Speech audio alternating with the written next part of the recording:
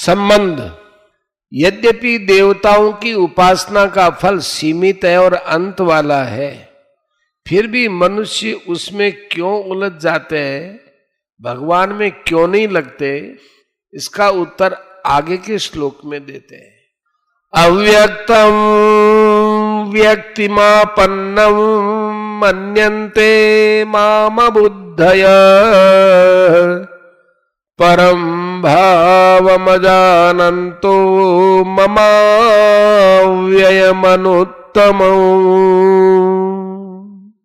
बुद्धिहीन मनुष्य मेरे परम अविनाशी और सर्वश्रेष्ठ भाव को न जानते हुए अव्यक्त मन इंद्रियों से पर मुझ सच्चिदानंद घन परमात्मा को मनुष्य की तरह शरीर धारण करने वाला मानते हैं। व्याख्या। अव्यक्तम व्यक्तिमापन्नम मन्यन्ते मामबुद्धयः परम भावमजानन्तो ममाव्ययम अनुत्तमम्।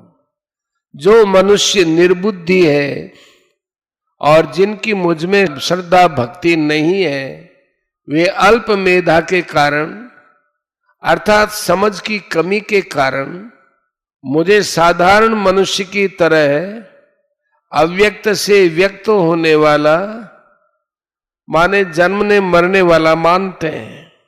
मेरा जो अविनाशी अव्यय भाव है, जिससे बढ़कर दूसरा कोई हो ही नहीं सकता, और जो देश काल वस्तु व्यक्ति आदि से परिपूर्ण रहता हुआ इन सब से अतीत सदा एक रूप रहने वाला निर्मल और असंबद्ध है, ऐसे मेरे अविनाशी भाव को वे नहीं जानते और मेरा अवतार लेने का जो तत्व है उसको भी नहीं जानते।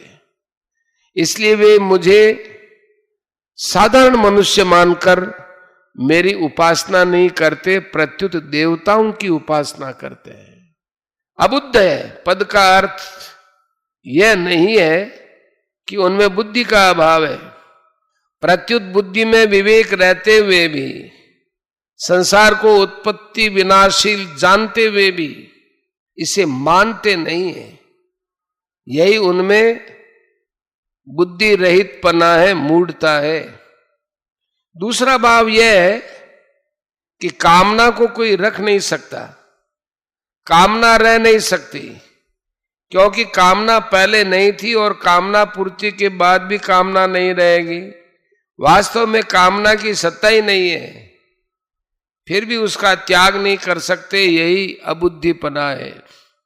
मेरे स्वरूप को न जानने से वे अन्य देवताओं की उपासना में लग गए और उत्पत्ति विनाशील पदार्थों की कामना में लग जाने से वे बुद्धिहीन मनुष्य मुझसे विमुख हो गए। यद्यपि वे मुझसे अलग नहीं हो सकते और मैं भी उनसे अलग नहीं हो सकता, तथापि कामना के कारण ज्ञान ढक जाने से वे देवताओं की तरफ खींच जाते हैं। अगर वे मुझे जान जाते तो फिर केवल मेरा ही भजन करते। बुद्धिमान मनुष्य वे होते हैं जो भगवान के शरण होते हैं, वे भगवान को ही सर्वोपरि मानते हैं। अल्प मेधा वाले मनुष्य वे होते हैं जो देवताओं के शरण होते हैं, वे देवताओं को अपने से बड़ा मानते हैं, जिससे उनमें थोड़ी नम्रता सरलता रहती है। तीसरा, अबुद्धि वाले मनुष्य वे होते हैं जो भगवान को देवता जैसा भी नहीं मानते, किंतु साधारण मनुष्य जैसा ही मानते हैं। वे अपने को ही सर्वोपरि सबसे बड़ा मानते हैं। 16वें अध्याय का 14वां 15वां श्लोक। यह तीनों में अंतर है। परम भावम अजानंत का तात्पर्य है कि मैं अज रहता हुआ, अविनाशी होता हुआ और लोगों का ईश्वर होता हुआ ही अपनी प्रकृति को वश में करके योग माया से प्रकट होता हूं। इस मेरे परम भाव को बुद्धिहीन मनुष्य नहीं जानते।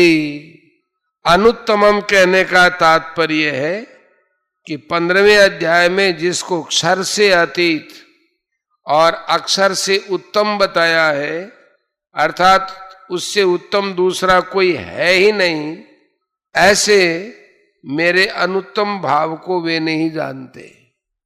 विशेष बात, इस 24वें श्लोक का अर्थ कोई ऐसा भी करते हैं कि ये अव्यक्तम माम व्यक्तिमापन्नम मन्यन्ते ते अबुद्धय है, अर्थात जो सदा निराकार रहने वाले मुझको केवल साकार मानते हैं वे निर्बुद्धि है, क्योंकि वे मेरे अव्यक्त, निर्विकार और निराकार स्वरूप को नहीं जानते। दूसरा कोई ऐसा अर्थ करते हैं कि ये व्यक्तिमापन्नम माम अव्यक्तम मन्यन्ते ते अबुद्धय, अर्थात मैं अवतार लेकर तेरा सारथी बना हुआ हूं, ऐसे मुझे केवल निराकार मानते हैं, वे निर्बुद्धि है, क्योंकि वे मेरे सर्वश्रेष्ठ अविनाशी भाव को नहीं जानते। उपर्युक्त दोनों अर्थों में से कोई भी अर्थ ठीक नहीं है, कारण कि ऐसा अर्थ मानने पर केवल निराकार को मानने वाले साकार रूप की और साकार रूप के उपासकों की निंदा करेंगे, और केवल साकार मानने वाले निराकार रूप की और निराकार रूप के उपासकों की निंदा करेंगे। ये सब एक देशी पनाई है। पृथ्वी, जल, तेज आदि जो महाभूत है, जो कि विनाशी और विकारी है, वे भी दो दो तरह के होते हैं, स्थूल और सूक्ष्म। जैसे स्थूल रूप से पृथ्वी साकार है और परमाणु रूप से निराकार है, जल, बर्फ, बूंद, बादल और भाप रूप से साकार है और परमाणु रूप से निराकार है। तेज माने अग्नि तत्व काठ और दिया सड़ाई में रहता हुआ निराकार है और प्रज्वलित होने पर साकार है, इत्यादि। इस तरह से भौतिक सृष्टि के भी दोनों रूप होते हैं, और दोनों होते हुए भी वास्तव में ये दो नहीं होते। साकार होने पर निराकार में कोई बाधा नहीं लगती और निराकार होने पर साकार में कोई बाधा नहीं लगती। फिर परमात्मा के साकार और निराकार दोनों होने में क्या बाधा है? कोई बाधा नहीं है। वे साकार भी है और निराकार भी है, सगुण भी है और निर्गुण भी है। गीता साकार, निराकार, सगुण, निर्गुण दोनों को मानती है। 9वें अध्याय के 4थे श्लोक में भगवान ने अपने को अव्यक्त मूर्ति कहा है। 4थे अध्याय के 6ठे श्लोक में भगवान ने कहा है, मैं अज होता हुआ भी प्रकट होता हूं, अविनाशी होता हुआ भी अंतर्धान हो जाता हूं, और सबका ईश्वर होता हुआ भी आज्ञा पालक बन जाता हूं। अतः निराकार होते हुए साकार होने में और साकार होते हुए निराकार होने में भगवान में किंचन मात्र भी अंतर नहीं आया। ऐसे भगवान के स्वरूप को न जानने के कारण लोग उनके विषय में तरह तरह की कल्पनाएं किया करते हैं। परिशिष्ट भाव, भगवान व्यक्त भी है और अव्यक्त भी है, लौकिक भी है और अलौकिक भी है। वासुदेव सर्वम 7:19, सदसच्चाहम अर्जुन 9:19। परंतु बुद्धिहीन मनुष्य भगवान को उन प्राणियों की तरह अव्यक्त से व्यक्त होने वाले, अर्थात लौकिक दृष्टि से जन्मने मरने वाले मानते हैं, जिनके लिए भगवान ने कहा है अव्यक्तादीनि भूतानि व्यक्त मध्यानि भारत अव्यक्त निधनान्येव तत्र का परिदेवना 2:28। हे भारत, सभी प्राणी जन्म से पहले अप्रकट थे, मरने के बाद अप्रकट हो जाएंगे, केवल बीच में ही प्रकट दिखते हैं, अतः शोक करने की क्या बात। भगवान मनुष्यों की तरह अव्यक्त से व्यक्त नहीं होते, प्रत्युत अव्यक्त रहते हुए ही व्यक्त होते हैं और व्यक्त होते हुए भी अव्यक्त रहते हैं। परम भगवान देवताओं की उपासना करने वालों को श्रद्धा भी देते हैं और उनकी उपासना का फल भी देते हैं। ये भगवान का परम अर्थात पक्षपात रहित भाव है।